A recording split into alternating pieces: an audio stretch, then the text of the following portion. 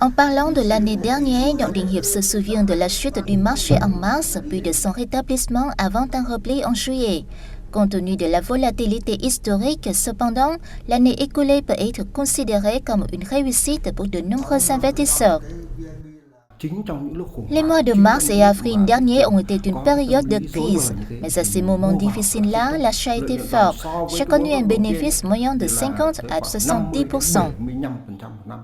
Le marché boursier du Vietnam est toujours solide, la plus forte croissance ayant été enregistrée l'année écoulée. Cela montre la résistance du marché aux difficultés. 2020 a également été le témoin des flux de trésorerie les plus importants jamais enregistrés sur le marché.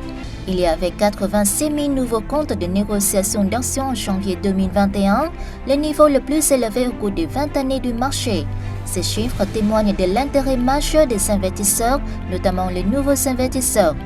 La montée du marché des valeurs mobilières aurait été due aux politiques de soutien des autorités, considérant les valeurs mobilières comme un secteur essentiel.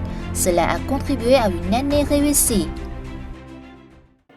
Des décisions telles que la réduction des frais d'échange pour consolider la confiance des investisseurs et l'assouplissement des politiques monétaires font partie des facteurs du dynamisme du marché. Je pense qu'avec les solutions prises par le gouvernement et l'espoir de contrôler bientôt la pandémie, le marché se redressera rapidement.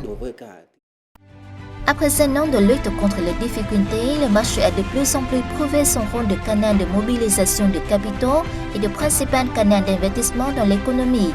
En cette nouvelle année, avec de nouvelles conditions et politiques, le marché boursier continue de se diriger vers de nouveaux jalons historiques malgré les développements imprévisibles de la situation mondiale, étant donné que la pandémie n'est pas encore maîtrisée.